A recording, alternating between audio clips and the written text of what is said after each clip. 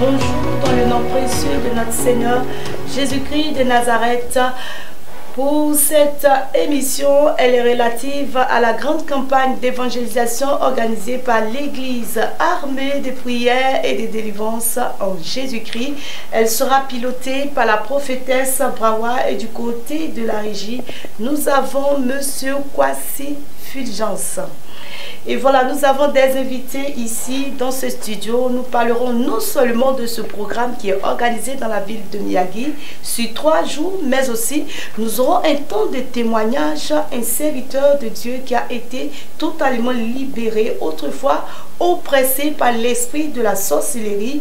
On pourrait pas s'imaginer qu'aujourd'hui une personne peut être délivrée de l'esprit humain de la sorcellerie, mais c'est bel et bien le cas ici à l'église armée de prière et de délivrance en Jésus-Christ. Il a été totalement libéré et il va nous raconter ce qu'il a réellement vécu, expérimenté avec le Seigneur Jésus-Christ de Nazareth qui a fait de lui aujourd'hui prophète de l'Éternel. Sans plus tarder, nous allons passer aux différentes présentations et aborder le vif du sujet. Shalom. Shalom, mon peuple de Dieu. Moi, c'est le pasteur Ludovic de l'église armée de prière et de délivrance en Jésus-Christ. D'accord. Shalom, shalom, peuple de Dieu. Moi, c'est le prophète Élie de l'église armée de prière et de délivrance en Jésus-Christ. D'accord. Nous avons fait les présentations, nous savons qui sont ceux qui sont dans ce studio pour parler de cette grande campagne d'évangélisation, ce programme qui aura lieu, je le répète, sur 3 jours dans la ville de Miyagi. Nous allons vous donner plus de détails à ce sujet. Je vais m'adresser particulièrement au pasteur Coutouan Ludovic qui va nous dire l'église armée de prière est là dans la ville de Miyagi. Quel est l'objectif que l'église armée de prière s'est donnée pour être là bel et bien dans la ville de Miyagi? Nous vous écoutons. Gloire à Jésus. Il faut dire que, voulu par le Seigneur, depuis 3 mois, l'église armée de prière et de délivrance en Jésus-Christ organise des croisades à travers la Côte d'Ivoire. Et Miyagi est aujourd'hui la 13e ville où le Seigneur a bien voulu visiter ses enfants. Et le Seigneur a donc voulu que la caravane passe par la ville de Miyagi pour le bien-être spirituel de tous ses enfants. D'accord. Et je veux dire, quelle est la particularité de ce programme?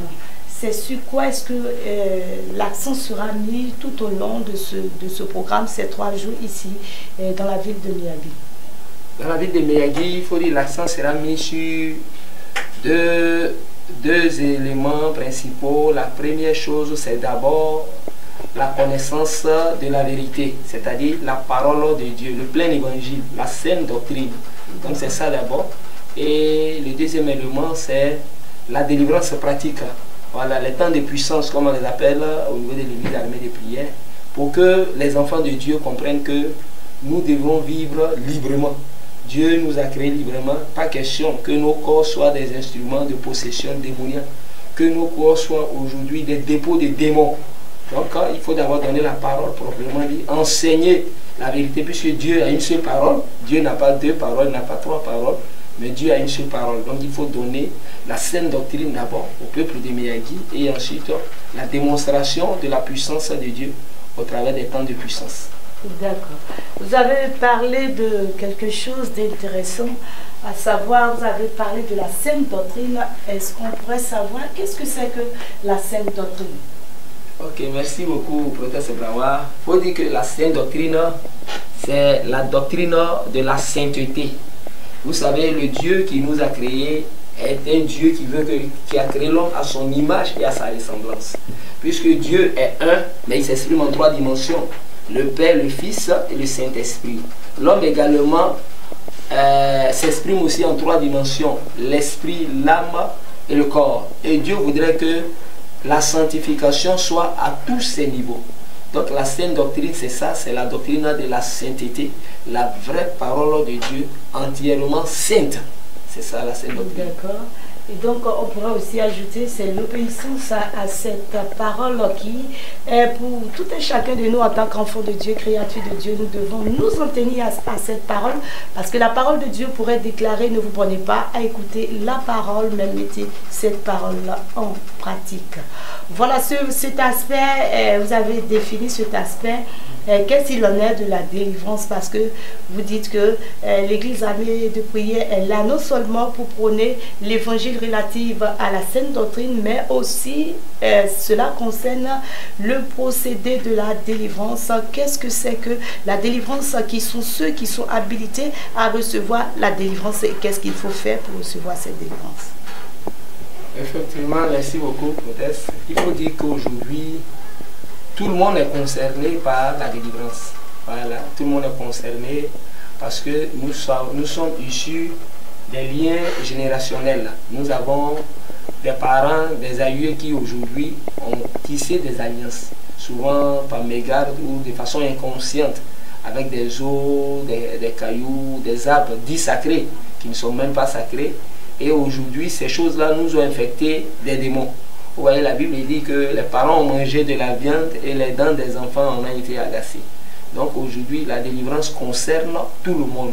Parce que le lien de sang, sur cette base déjà, le diable nous accuse à cause déjà de nos aïeux. Sans même compter, en dehors de cela, nous avons aussi notre vécu, notre vie aussi. Par le péché, les démons entrent dans la vie des hommes. Voilà, c'est le péché qui est la porte ouverte aux démons dans nos vies.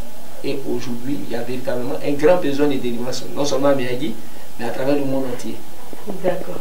Vous avez parlé, donc vous dites que ce que nous devons comprendre, auditeurs, auditrices de la radio Onyx de la ville de Miyagi, ce que nous devons comprendre, c'est que nous devons faire nécessairement la délivrance eu égard au fait que nos parents ont signé des pactes d'alliance, ont adoré, ont fait des adorations qui sont en dehors de l'adoration voulue par le Seigneur, parce que la Bible déclare que tu n'adoreras que l'Éternel ton Dieu, lui seul. Et aujourd'hui, la créature de Dieu, au lieu d'adorer le Créateur, préfère adorer la créature de cet être suprême. Et donc, il est important de procéder à la délivrance parce que des liens ont été tissés et cela influence négativement la vie des enfants de Dieu et des créatures de Dieu. Nécessairement, tout et chacun de nous est appelé à faire la délivrance et aussi par le lien des saints.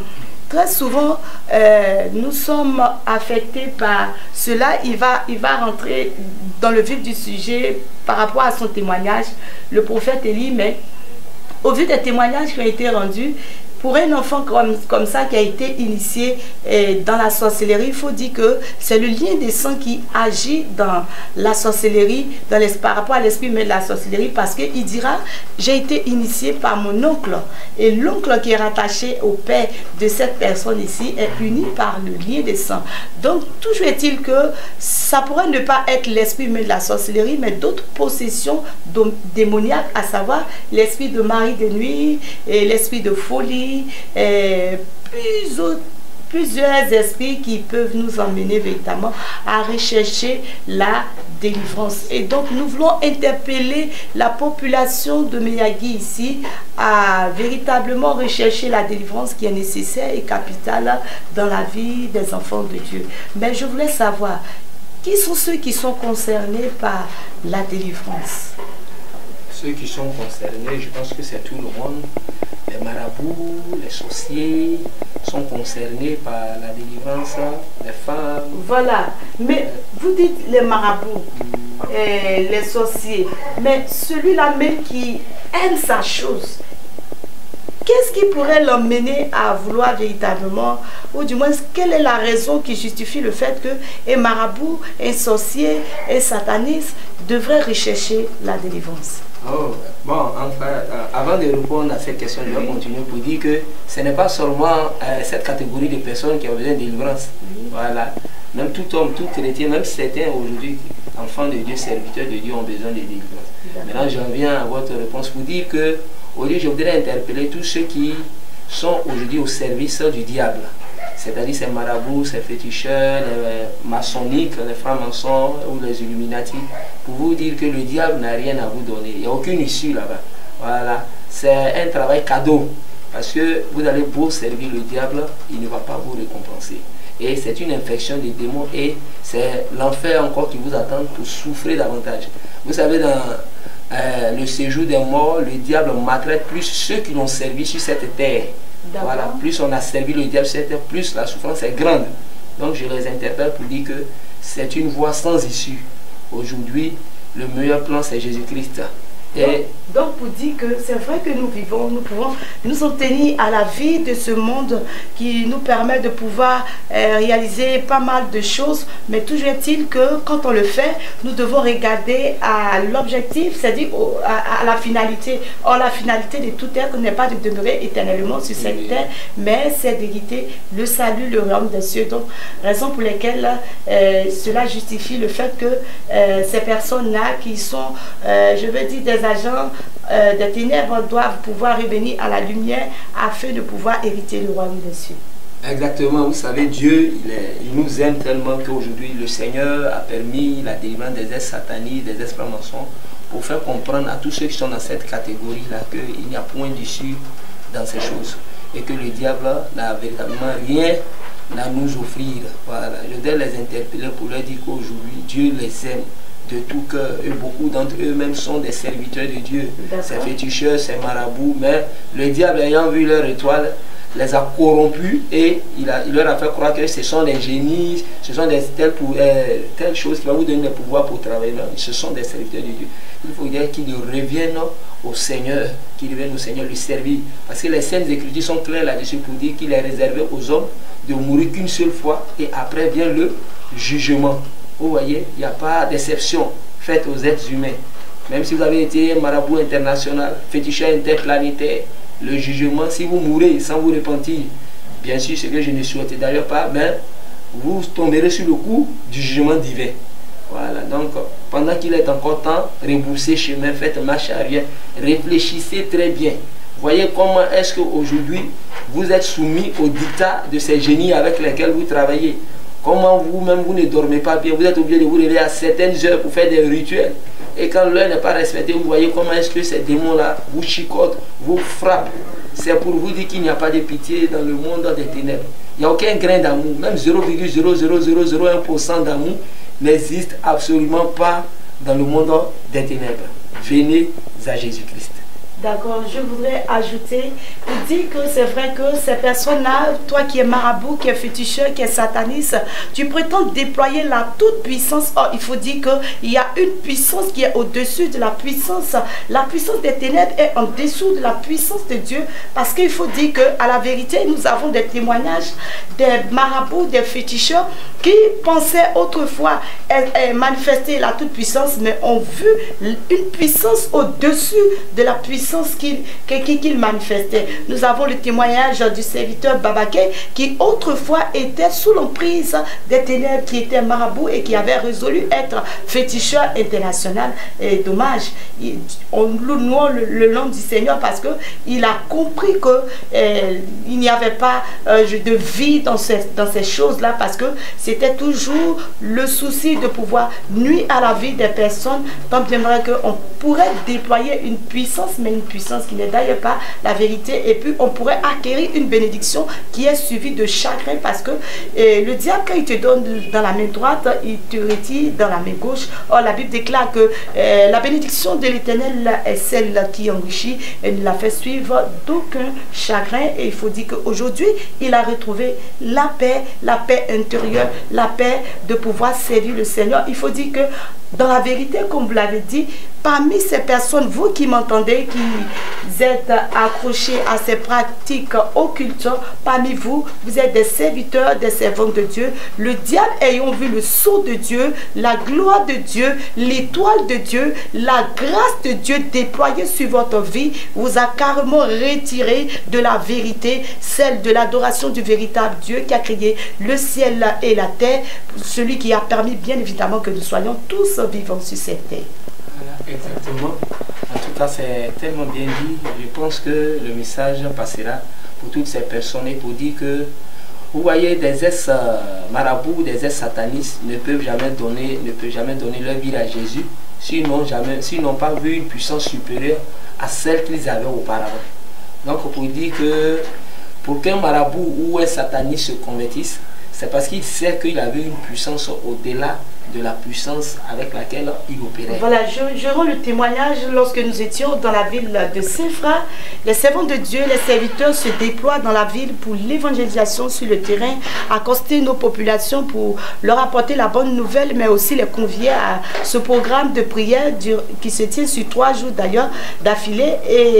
Et lorsqu'une servante est allée, elle ne savait pas que c'était un marabout qui était là. Et lorsqu'il a vu la gloire de Dieu qui resplendissait à l'endroit de cette servante, la lumière, les anges, il lui a tout simplement dit, n'approche pas, je ne prends pas ton prospectus. Il voyait ce qui se dégageait, ce qui se reflétait, pour dire que la puissance de Dieu, la gloire de Dieu, elle est réelle, et il ne faut pas aller s'attacher à ces choses qui pourront nous donner de périr et de périr éternellement.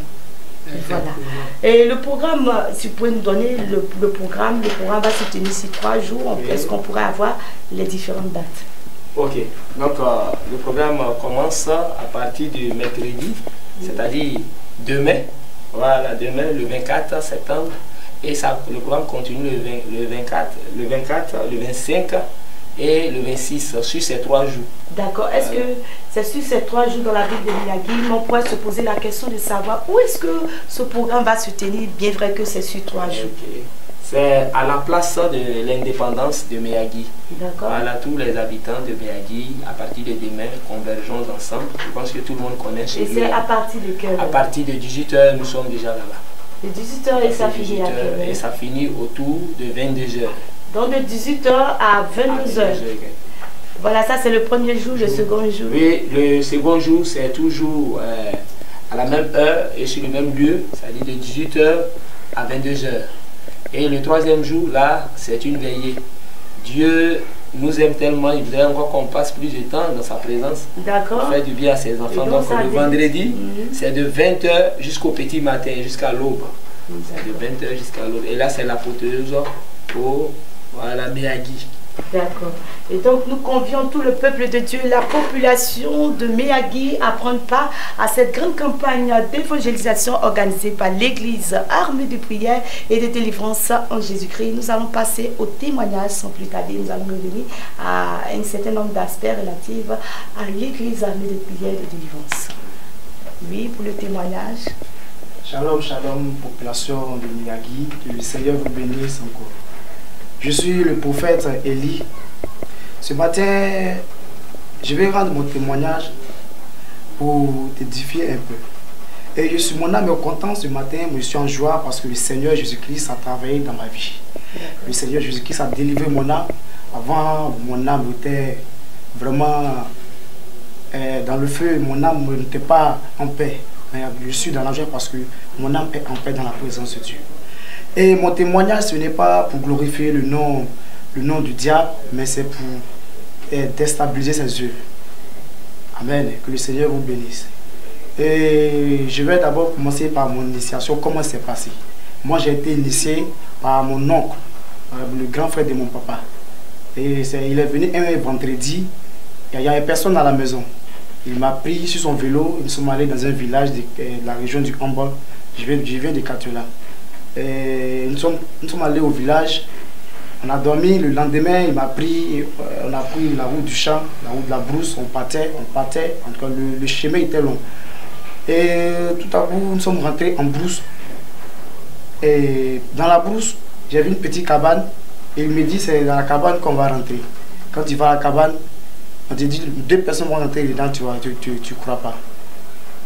Il m'a dit, et bien avant qu'on ne prenne le chemin, il m'a d'abord demandé si je vois clair. C'était à quel âge l'initiation?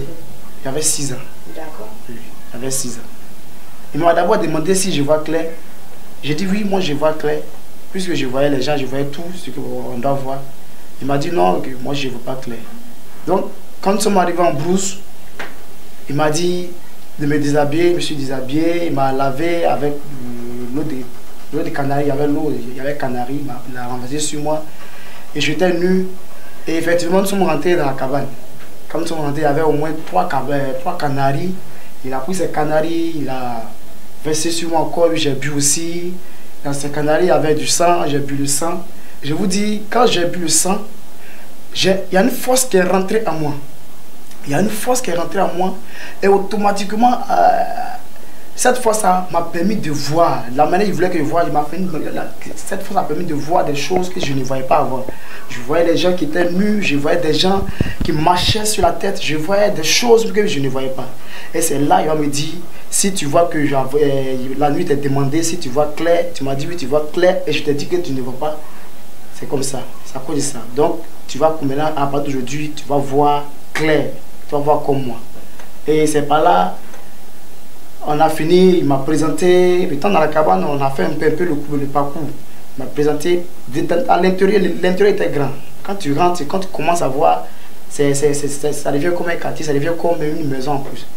Donc, après cela, nous sommes sortis, nous sommes venus à la maison et il venait me chercher. Je vous dis, la formation s'est faite au moins dans... C'est fait en 3 à 4 semaines comme ça. Voilà. Et à quel moment vous avez commencé à accomplir des missions? Et d'ailleurs, quelle a été la première des missions après l'initiation qui a été faite et la formation?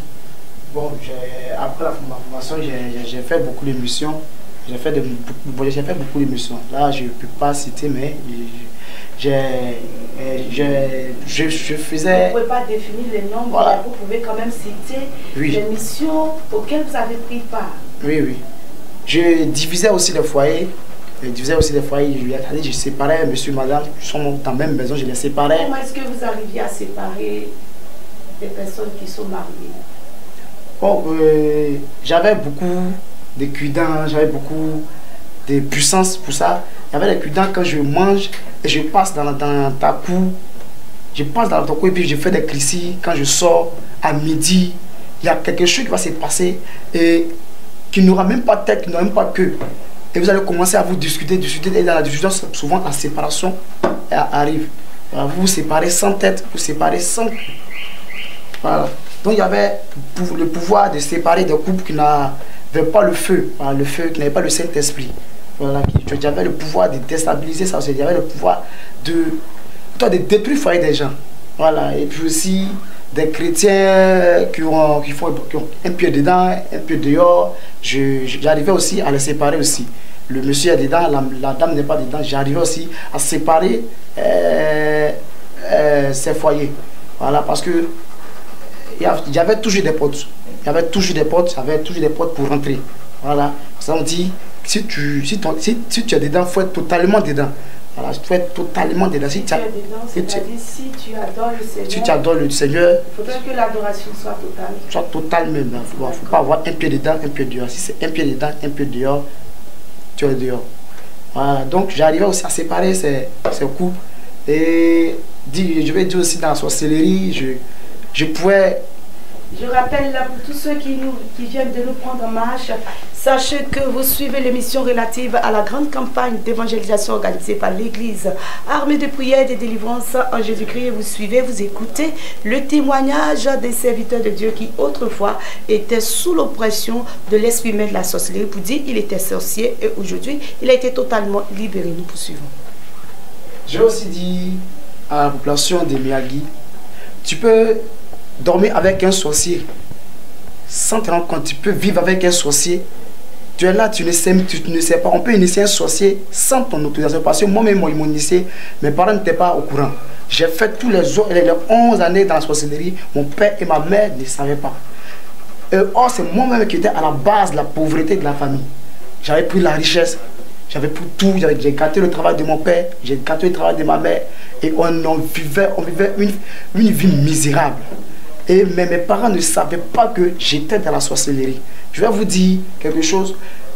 Ces personnes que vous vivez, si tu n'as pas l'Esprit de Dieu, tu ne peux pas savoir que tu vis avec un sorcier. Et quand tu n'as pas l'Esprit de Dieu, quand tu n'as pas le feu, pendant que tu vis avec ce sorcier, le sorcier est libre de t'utiliser comme il veut. Souvent, tu es là, tu dors, tu te réveilles, ton corps te fait mal.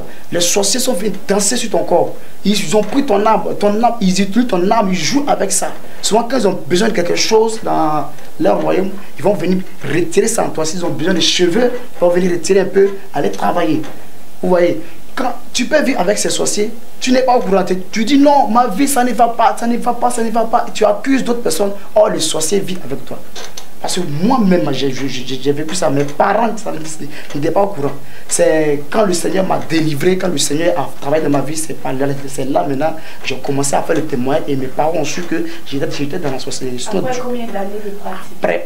Après 11 ans.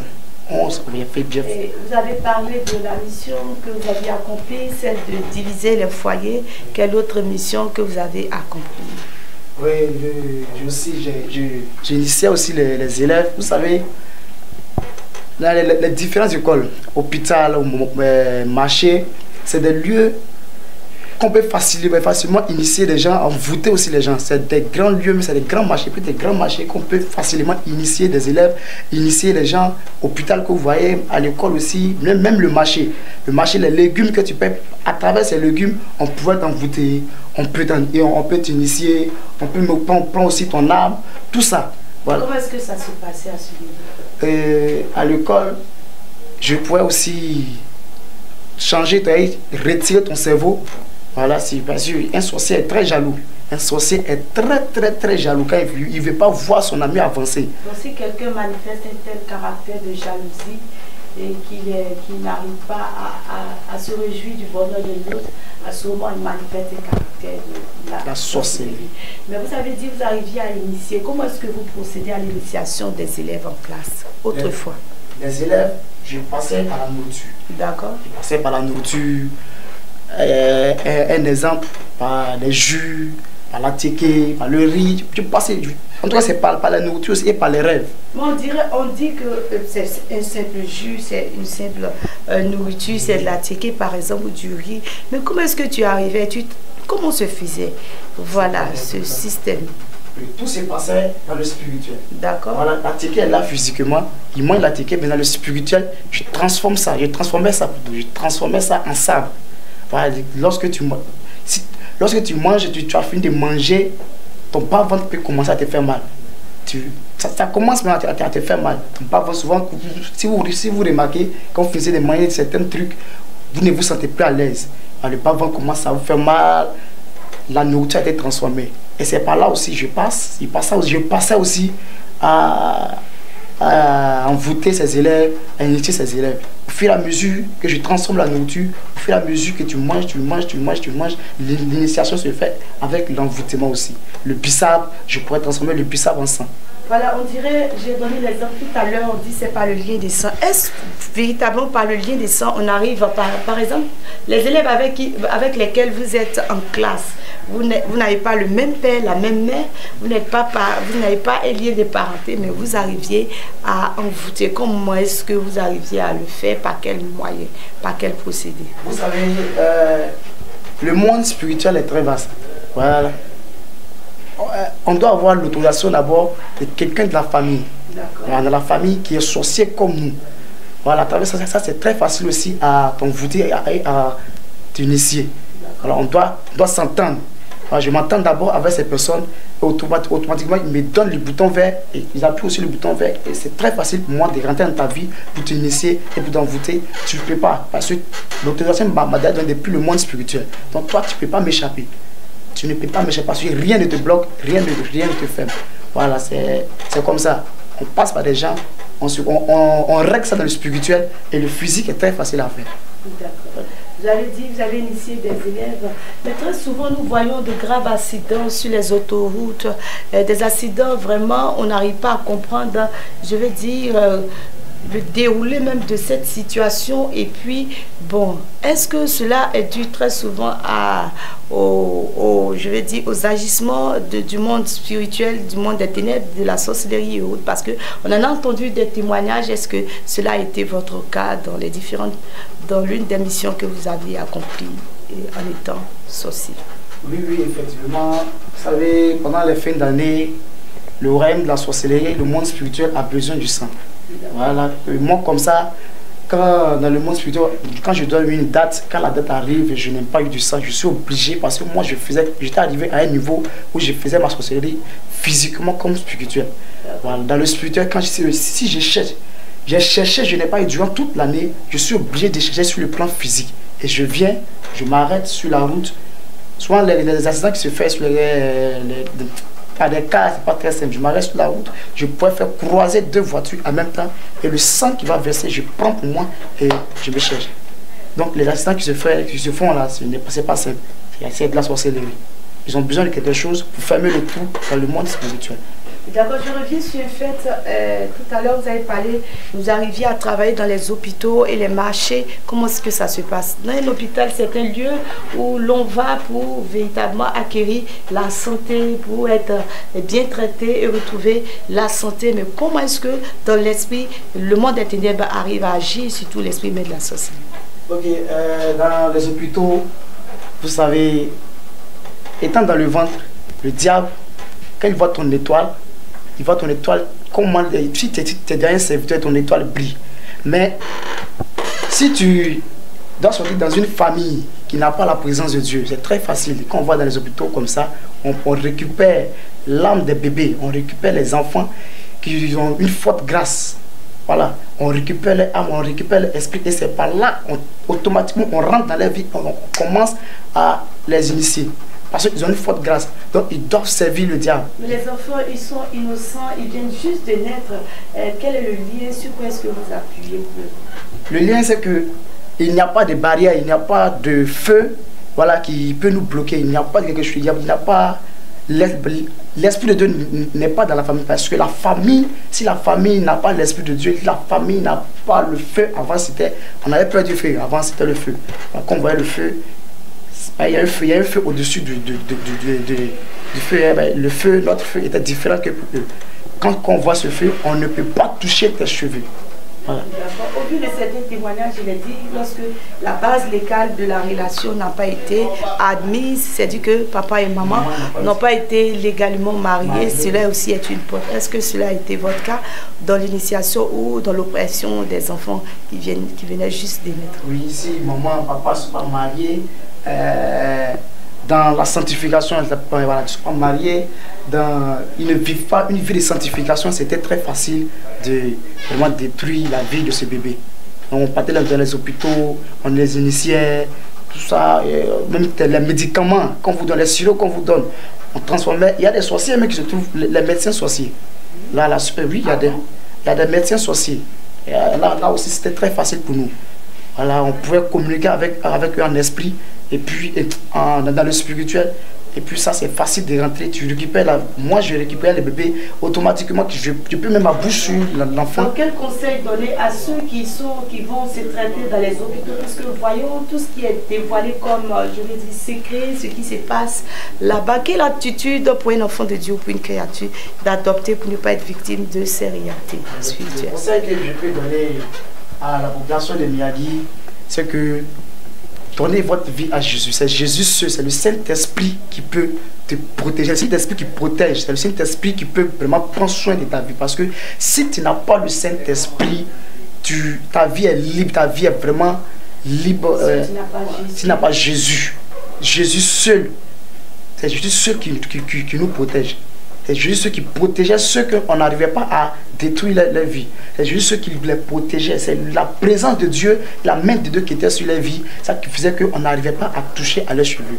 Donc ce que je peux dire, donnez votre vie à Jésus et le Seigneur Jésus-Christ va prendre soin de votre vie et il va vous protéger. Comment s'est fait votre délivrance? Qu'est-ce qui a suscité en vous le désir d'abandonner cette pratique? Parce que en le faisant, vous n'avez pas, certainement, vous n'avez pas réalisé le fait que vous étiez en train de causer du tort aux uns et aux autres. Mais qu'est-ce qui a motivé, je vais dire, la volonté en vous de vouloir abandonner et aujourd'hui à rechercher la délivrance et être totalement libéré à l'église armée de prière de délivrance? Ce qui m'a poussé à faire la délivrance, c'est que quand j'étais élève, étant dans la sorcellerie, il y avait un professeur d'anglais qui est aujourd'hui le leader de l'armée des prières de délivrance, l'évangéliste Jean-Luc Olivier. Il était professeur d'anglais avant. Donc chaque jour quand il venait dans les... Vous étiez l'un de ses élèves? Oui, j'étais l'élève. Chaque jour quand il venait dans les classes, il parlait de Dieu. il parlait, et lui aussi, il y avait une présence en lui que je n'ai jamais vue. Et je ne voyais pas même sur quelqu'un. C'était rare, c'était rare. Et quand il vient, il y a un feu, il y a une lumière. Donc, j'ai voulu le tuer. Voilà, je l'ai attaqué spirituellement. Ça n'a pas pris. J'ai fait au moins 3 jours. Premier jour, j'ai fait, ça n'a pas marché. Deuxième jour, j'ai fait, ça n'a pas marché. Et le troisième. Quel est le procédé que vous avez utilisé pour l'attaquer? J'ai utilisé vraiment beaucoup de choses, comme des puissants. J'ai bu beaucoup de choses à cause de lui. J'ai bu beaucoup de choses. J'ai pris toute ma force, toute ma puissance. Vous avez bu quoi? J'ai bu le sang, même dans le monde spirituel, j'ai bu le sang. Son nom même, j'ai pris, il y a tout son nom pour envoyer dans notre royaume. Pour qu'on travaille, il y a plus sa photo, pour qu'on travaille, ça n'a pas marché. J'ai pris sa photo pour envoyer, sa photo m'est arrivée là-bas, la photo a disparu. D'accord, vous voyez la toute puissance de Dieu qui réside dans la vie d'un enfant de Dieu, un enfant qui est vrai dans son adoration, un enfant de Dieu qui est total pour dire que nous devons véritablement rechercher le Seigneur et il faudrait que notre adoration ne soit pas basée sur du faux, mais sur quelque chose de réel. Pasteur Coutron, si vous avez quelque chose à rajouter. Oui, je pense que le témoignage du prophète Élie, vraiment, il y a plein d'enseignements que nous recevons dans ce témoignage et je voulais interpeller les enfants de Dieu au travers de ce témoignage à être des vrais adorateurs. Voici les Saintes Écritures, voici ce genre d'adorateur que le Père demande. Si vous avez choisi la voie de Jésus, soyez entiers en Jésus-Christ. Vos 2 pieds, votre esprit, votre âme, votre corps doit être pour le Seigneur et être au service du Seigneur. Il a tout à l'heure parlé de son ex-professeur d'anglais, l'évangéliste Jean-Luc Olivier Zaouri, qui à l'époque n'était pas encore, en tout cas, qui était professeur. Mais imaginez si le professeur ne vivait pas dans la sainteté, qu'est-ce qui arriverait? Si le professeur ne vivait pas bien, certainement que tous les plans de notre frère aujourd'hui, prophète, avant, quand il était de l'autre côté, allaient forcément atteindre son professeur d'anglais. Mais son professeur d'anglais vivait dans la sainteté. Vous voyez, pour dire qu'aux enfants de Dieu qu'aujourd'hui, ce n'est pas Dieu qui est faible. Dieu est tout puissant et il est le même Dieu. Tous ces prodiges et miracles dont on parle dans la Bible, Dieu a sa même puissance et il le fait aujourd'hui. Mais c'est nous qui affaiblissons Dieu par notre désobéissance. D'accord. Nous affaiblissons Dieu par notre désobéissance. Il va achever parce qu'il a dit, oui, allons-y. Oui, et le 3e jour, je me suis lavé avec des eaux bizarres, très sales. Oui. Et j'ai lavé mon visage, j'ai pris le cuidant. Il y avait un cuidant, un petit cuidant. Quand je peux me ça pendant 1 semaine, j'ai avalé, j'ai tout pris. Je suis venu en classe, je m'assois, je n'ai pas salué quelqu'un, je n'ai pas salué maman, je n'ai pas dit au revoir maman. Si je parlais, voilà, j'allais gâter. Donc je suis venu, je suis rentré en classe, je n'ai même pas dit bonjour, je suis assis. Quand il est venu, il était un autre professeur principal, le PP. Il est venu, il a commencé encore. Et j'ai commencé à l'attaquer, automatiquement il y a un homme qui est descendu très grand. Il y a un ange qui est descendu et l'ange a dit, si tu continues, je te tue sur le champ. J'étais bloqué, je ne pouvais rien faire et mon souffle m'était coupé. Tout était coupé, je ne savais pas comment respirer. L'ange de l'Éternel campe autour de ceux qui le craignent et voilà la puissance de Dieu encore qui s'est démontrée. Allons-y, continuons. J'ai fait ça et après ça, parce que j'étais bloqué, je n'avais plus de pouvoir, je n'avais plus de puissance, donc tout était bloqué. Si je continuais, effectivement, j'allais mourir. Et après le coup, je suis allé voir mon frère, qui est le prophète Norbert, je suis allé le voir et il m'a donné des conseils. Je suis allé voir l'évangéliste, je suis allé voir monsieur, il était un homme monsieur. Je suis allé le voir et après il m'a donné rendez-vous. Et c'est un rendez-vous aujourd'hui aussi pour fête de l'Éternel. Alors vous avez eu des entretiens, des temps de prière, vous avez reconnu la toute-puissance du Dieu vivant. Dit que la puissance de Dieu est au-dessus de la puissance des ténèbres. Et la Bible pourrait déclarer que tous genoux fléchissent et toute langue confesse que Jésus-Christ est Seigneur. Vous avez confessé que Jésus-Christ était réellement Seigneur. Et aujourd'hui, vous êtes allé pour faire la délivrance. La délivrance, vous êtes allé là. Lorsque ça s'est passé, à quel moment vous êtes allé pour la délivrance et vous avez totalement été libéré? Oui, c'est pendant le rendez-vous, quand je suis allé, je me suis confessé, monsieur Evariste, ce qui s'est passé. Lui-même, il était content, il a dit gloire à Dieu, il a prié pour moi et je ne savais pas comment prier. Il m'a dit, si jamais les gars reviennent, de dire seulement le nom de Jésus. Alors, effectivement, quand les gars revenaient, il y a une puissance dans le nom de Jésus. Quand les gars venaient dans mes songes pour m'attaquer, pour vraiment me tuer, c'est le nom de Jésus qui sortait de ma bouche. Et quand ça sortait comme ça, ça les projetait, ils tombaient il tombait. Il ne savait pas prier, c'est le nom de Jésus qui sortait seulement. Et quand il a prié pour moi, là même la délivrance a été faite. En même temps, parce que je me suis confessé à mes esprits, je me suis confessé, je me suis libéré totalement. Et il a prié pour moi, il a dit, il ne faut pas avoir peur, car le Seigneur a tout fait. Et c'est par là que j'ai commencé à marcher à la volonté de Dieu. J'ai commencé à marcher selon la parole de Dieu. D'accord. Que toute la gloire revienne au Seigneur. Il a dit dans sa parole, celui qui avoue ses transgressions et les délaisse, il obtient la miséricorde du Dieu vivant. Il a avoué ses transgressions, il a avoué tout ce qu'il avait causé, comme toi, aux uns et aux autres, habité par l'esprit même de la sorcellerie, mais aujourd'hui totalement délivré.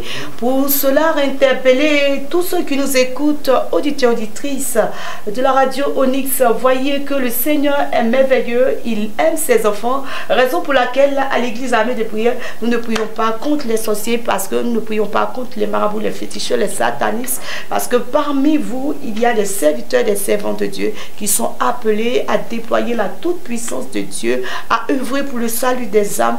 Nous n'avons pas peur, nous prions pour vous, nous interpellons, quel que soit l'endroit où tu te trouves.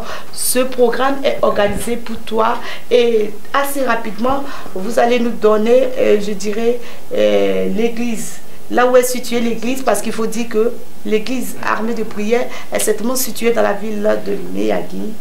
Si vous me permettez juste quelques secondes, je vais réunir ici quelque chose pour dire aux gens que aujourd'hui nous avons des cas où quand des gens prennent des sorciers, ils les brûlent ou ils les envoient au commissariat. Je voudrais dire que ce n'est pas une solution en soi. Voilà, ce n'est pas, le problème n'est pas le sorcier, c'est l'esprit qui l'habite, vous voyez. Et c'est en Jésus-Christ seulement qu'on peut recevoir la délivrance et la véritable liberté spirituelle. Donc nous voulons aussi parler à tous ceux qui sont aussi dans la sorcellerie, qui aspirent vraiment à sortir, ou qui sont fatigués, voilà, qui ne savent que faire, à venir à ce programme et vous verrez que le Seigneur vous visitera. Voilà, pour maintenant ici à Meyagi, l'église armée de prière et de délivrance en Jésus-Christ est située au quartier Prospère, communément appelé par la population de Meyagi, quartier Mon mari m'a laissé. Je pense que ton mari ne te laissera plus. Au nom de Jésus. Rétablir l'ordre des choses. Voilà. Toutes les femmes là-bas seront. Il n'y aura plus cette question de mon mari m'a laissé. Voilà, le Seigneur va restaurer. Donc nous sommes juste, je crois, 50 mètres même de la station Total. Voilà la station Total. Si vous arrivez au niveau de la station Total, je vais vous donner bientôt les contacts, vous pourrez appeler. Mais je dis, est-ce que si quelqu'un qui subit cette oppression, ou du moins une autre oppression dehors de l'esprit de la sorcellerie, ça pourrait être folie, je veux dire, qui est brouteur, qui est drogué, qui veut même laisser, parce qu'il y a eu des cas comme ça, nous voulons attirer votre attention là-dessus. Ces personnes ont été totalement libérées. Est-ce qu'il peut déjà converger vers ce lieu pour recevoir les prières, et voilà, est-ce que c'est payant? Comment est-ce que ça se fait? Assez rapidement. Non, les prières ne sont pas payantes, elles sont gratuites. Comme le Seigneur nous le dit, donnez gratuitement ce que vous avez reçu gratuitement. C'est vrai qu'aujourd'hui, nous sommes centrés un peu sur la sorcellerie, mais il n'y a pas que seulement les sorciers qui sont concernés par la délivrance. Voilà. Si vous êtes un brouteur, revenez à Jésus. Vous, si vous êtes concerné, si vous voulez sortir du broutage, si c'est la masturbation qui vous tourmente, voilà, il y a des actes qui sont posés, qui sont des passages avec la parole de Dieu. Exactement. Ceux aussi qui sont dans la polygamie, c'est un fait souvent qu'on passe là-dessus, mais vous n'êtes pas dans la volonté parfaite de Dieu. Venez chercher vos délivrances et marchez selon la parole de Dieu. Donc, dans la polygamie, et parce que le Seigneur lui déclare dans sa parole que chaque homme est sa femme et chaque femme est son mari. Exactement. Voilà.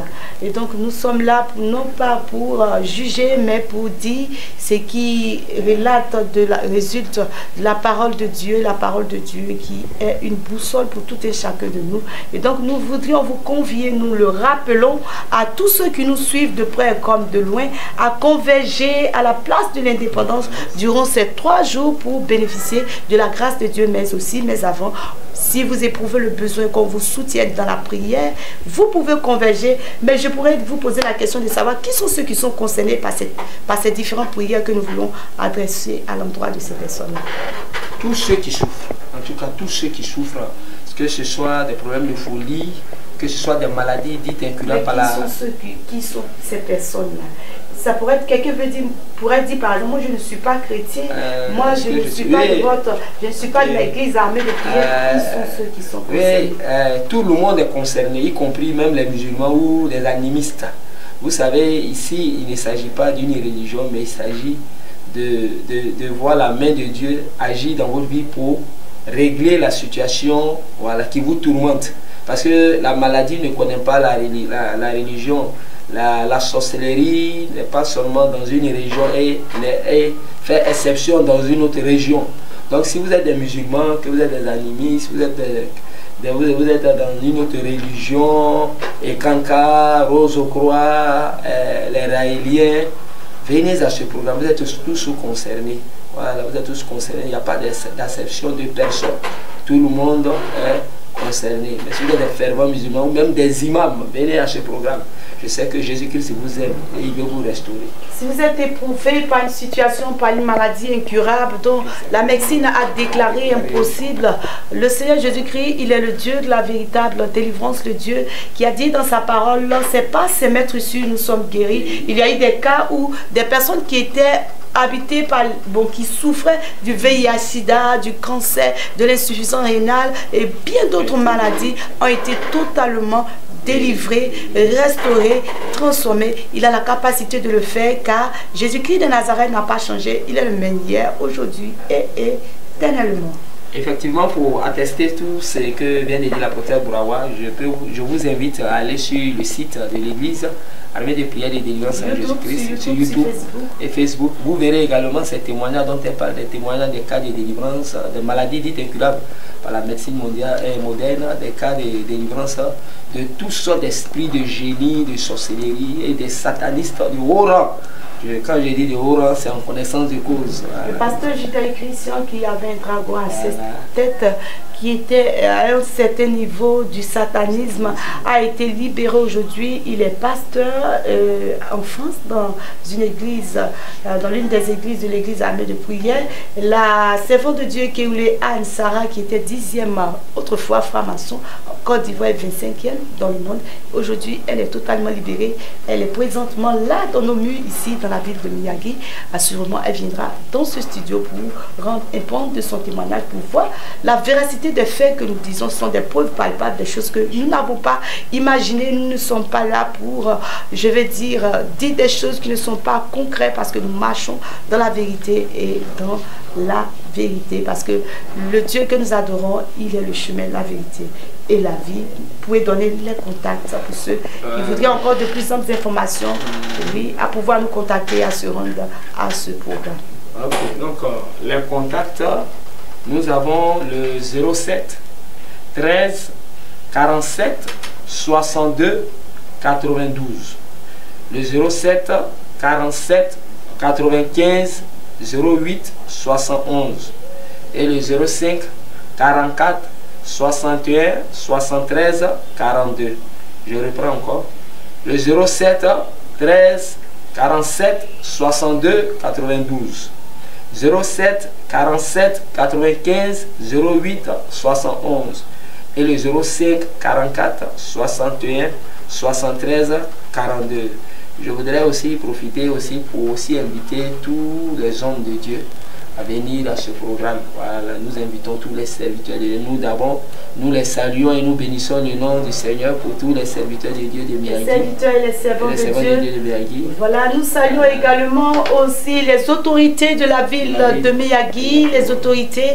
Nous saluons aussi tous les services, les responsables des différents services ici dans la ville de Miyagi et tous ceux qui s'adonnent à des activités génératrices de revenus. Nous vous saluons. Sachez que le Seigneur Jésus-Christ vous aime et il vous tend la main au travers de cette campagne d'évangélisation. Nous disons merci à toute notre population ici, la population qui est réceptive, parce que tous ceux que nous approchons ici pour leur parler de ce programme prennent le soin de nous écouter. Vraiment, que le Seigneur vous bénisse et que sa grâce repose sur votre vie. Sachez que, oui, pour ce programme, le thème qui sera abordé est Jésus-Christ, le Dieu de la véritable délivrance, et l'orateur principal est l'évangéliste Jean-Luc Olivier Zaouri, le leader de cette mission internationale. L'Église armée des prières est une mission internationale, c'est dit, elle existe dans les villes de la Côte d'Ivoire, dans la sous-région au Cameroun, au Togo et aussi à l'international. Nous aurons l'occasion